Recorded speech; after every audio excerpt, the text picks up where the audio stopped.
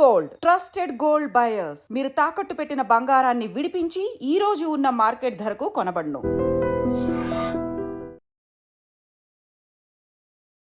Hello everyone, this is Anu Nelapati, ayurveda and family coach. ఈరోజు మనం చాలామంది ఇప్పుడు మనకి చూసుకుంటే ఎస్టీడీ ఇన్ఫెక్షన్స్ అనేవి రోజుకి పెరిగిపోతున్నాయి. అంటే డయాబెటిక్ ఎలా పెరుగుతుందో సో ఎస్టీడీ ఇన్ఫెక్షన్స్ కూడా పెరిగిపోతున్నాయి.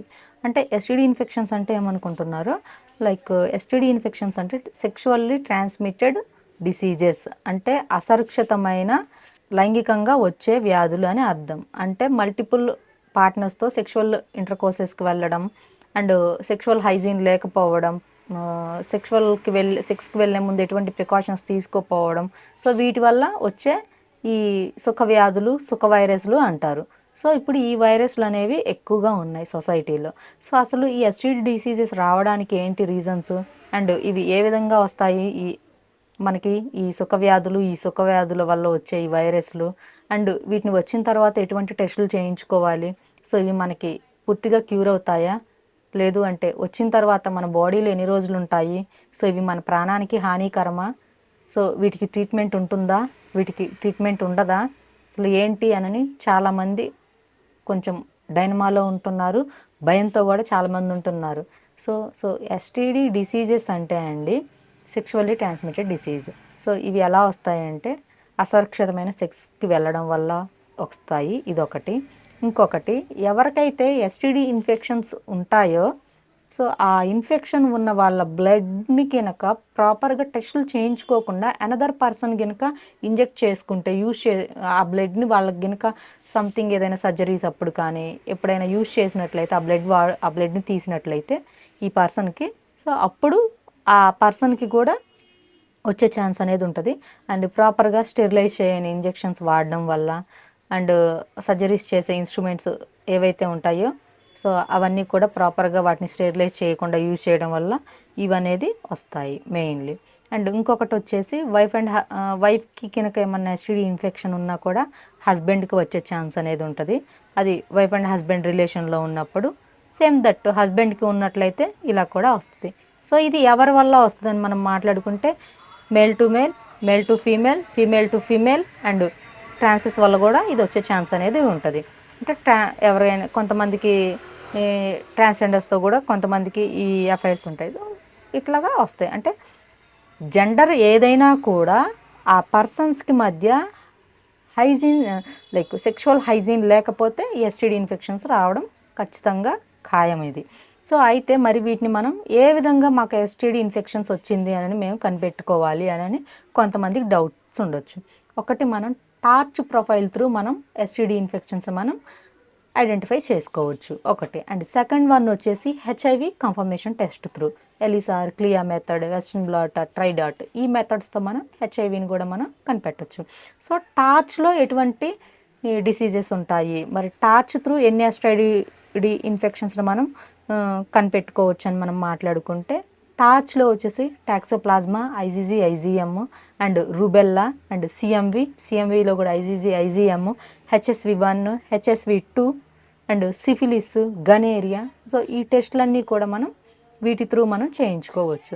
అయితే ఈ గనేరియా అనే ఈ డిసీజ్కి అయితే మనం యూరిన్ శాంపిల్ని కలెక్ట్ చేసుకుంటాము. యూరిన్ శాంపిల్ ఆర్ స్వాబ్స్ని మనం లైక్ పెనిస్ నుంచి వచ్చే స్వాబ్స్ కానీ అండ్ వాజినల్ స్వాబ్స్ కానీ యూరిన్ ఎగ్జామినేషన్స్ త్రూ మనం ఈ గనేరియా డిసీజ్ని మనం కన్ఫర్మేషన్ చేసుకోవచ్చు మనకు ఉన్నదా లేదా అని చెప్పేసి. అండ్ టార్చ్ ప్రొఫైల్ అయితే మనకి టార్చ్లో కూడా 10 పారామీటర్స్, 8 పారామీటర్స్, అది ఒక్కొక్క ల్యాబ్ ఒక్కొక్క పారామీటర్ని మనకి ప్రొవైడ్ చేస్తారు. అయితే ఈ టార్చ్ టెస్ట్ని మనం ఐడెంటిఫై చేసుకోవడానికి మనకి డిసీజెస్కి మనం ఏ శాంపిల్ని మనం కలెక్ట్ చేసుకుంటామని మాట్లాడుకుంటే దీనికి బ్లడ్ శాంపిల్ని తీసుకుంటూ ఉంటారు ఆల్మోస్ట్. అయితే కొన్ని కేసెస్లో మనకి బాగా పేషెంట్కి ఎక్కువగా అన్ని పాజిటివ్గా వచ్చేస్తూ ఉంటే అప్పుడు కొంచెం డౌట్ఫుల్గా వచ్చి అప్పుడు మళ్ళీ యూరిన్ ఎగ్జామినేషన్ చేయొచ్చు. లేదు అంటే ఈ పేషెంట్ ఏంటి అంటే నార్మల్గా పాజిటివ్, నెగిటివ్ ఉంటుంది, ఈ రెండిటికి మధ్యలో ఈక్వివాలెంట్ అని ఇంకొకటి కూడా ఇస్తారు.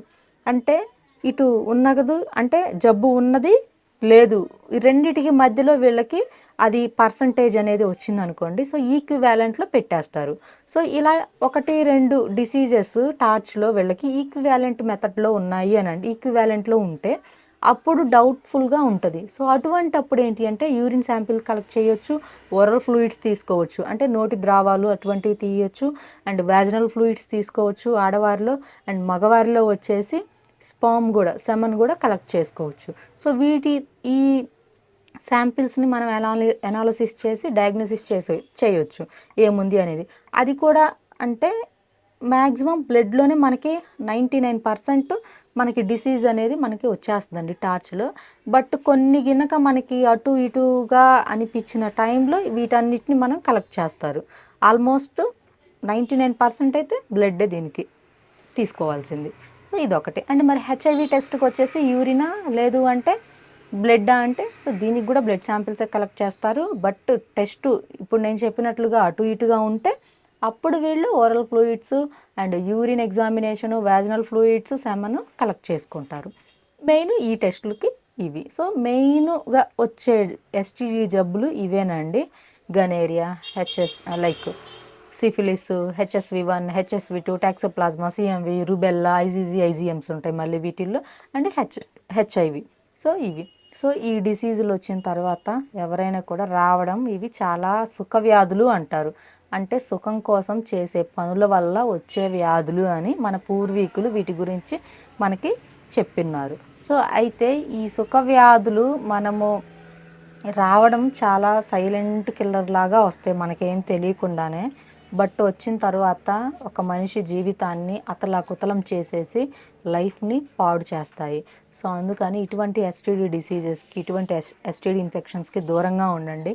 అండ్ దాంతోపాటు ఎవరైనా ఈ ఎస్టీడీ ఇన్ఫెక్షన్స్ వచ్చిన వాళ్ళకి గుడ్ ట్రీట్మెంట్ కావాలి అన్నా, బాడీలో ఎక్కువగా రియాక్షన్స్ ఉన్న, స్కిన్ ఇన్ఫెక్షన్స్ వచ్చినా కూడా, ఈ ఎస్టీడీ ఇన్ఫెక్షన్స్ ఉంటే ఆల్మోస్ట్ వీళ్ళకి వచ్చేసి స్కిన్ ఇన్ఫెక్షన్ ఎక్కువగా ఉండడం, థ్రోట్ పెయిన్స్ ఎక్కువగా ఉండడం, యూరిన్ ఎల్లోగా బర్నింగ్గా రావడం, హెయిర్ లాస్ ఎక్కువగా అయిపోవడం, స్లీప్లెస్ ప్రాబ్లం రావడం, థ్రోట్ పెయిన్ ఎక్కువగా ఉండడం, ఫ్రీక్వెంట్గా ఫీవర్ వస్తూ ఉండడం, అండ్ వీళ్ళకి ఎక్కడైతే ఈ వాజినల్ నుంచి లేదా పెనిస్ నుంచి స్వాబ్స్ కారుతూ ఉండడం, ఈ ప్రాబ్లమ్స్ అనేవి ఎక్కువగా ఉంటున్నాయి. సో ఈ ఇన్ఫెక్షన్స్ ఎక్కువగా ఉన్న వాళ్ళు గుడ్ ట్రీట్మెంట్ కావాలి అంటే, సో మీకు దగ్గరలో మీకు డాక్టర్ ఎవరైనా ఉంటే కన్సల్ట్ అవ్వండి. లేదు మమ్మల్ని కన్సల్ట్ అవ్వాలి అనుకుంటే స్క్రీన్ మీద నా నెంబర్ స్క్రోల్ అవుతుంది, కాల్ చేసి అపాయింట్మెంట్ తీసుకోవచ్చు. But life style modification is very very important. Treatment కన్నా కూడా మీ జీవిత విధానాన్ని, మీ లైఫ్ని మీరు కొంచెం మోడిఫై చేసి కొంచెం గుడ్ లైఫ్లోకి ఎంటర్ అవ్వాలి. అండ్ మీకు భార్య లైక్ ఏదైతే ఉంటాయో మీ బ్యాడ్ హ్యాబిట్స్ని స్టాప్ చేసుకోవాలి, సెక్షువల్ హైజీన్ని మీరు అలవాటు చేసుకోవాలి, అండ్ ప్రాపర్ త్రూ ఏమైనా బ్లడ్ ట్రాన్స్ఫర్మేషన్ చేసుకోవాలి అనుకుంటే టెస్టులు అనేది ఖచ్చితంగా చేసుకుంటూ ఉండాలి, గుడ్ న్యూట్రిషన్ తీసుకుంటూ ఉండాలి. సో వీటి వల్ల మీకు ఈ ప్రాబ్లమ్స్ ఆల్మోస్ట్ కంట్రోల్ అవుతాయి. Thank you. Sir, one life lesson what medicine has taught you. Whatever you can do without expecting. But I really believe మన పాజిటివ్ యాటిట్యూడ్ ఉంటేనే మనం ఏదైనా సాధించగలం. గట్ని మనం కరెక్ట్గా డీల్ చేసినట్లయితే అది మనకి పాజిటివ్ హార్మోన్స్ని రిలీజ్ చేస్తుంది. షుగర్ వచ్చిన వాళ్ళ పరిస్థితి ఏంటి? పొట్ట దగ్గర పెరిగితే దాన్ని ఆండ్రాయిడ్ అంటారు, ఆండ్రాయిడ్ ఫోన్ కదా. అసలు థాట్స్ ఎందుకు వస్తాయి? బ్రెయిన్ డెడ్ అంటే దానికి ప్రపంచం అంతా కూడా కొన్ని నిర్దిష్టమైనటువంటి లక్షణాలు ఉంటాయి. మానసికంగా ధైర్యంగా ఉంటే క్యాన్సర్ జయించవచ్చు. You are a doctor for a cause sir, అంతే. వాళ్ళకి వచ్చిన ఆదాయం కాకుండా ఫ్రీ సర్వీస్ ఎంతమందికో చేస్తుంది.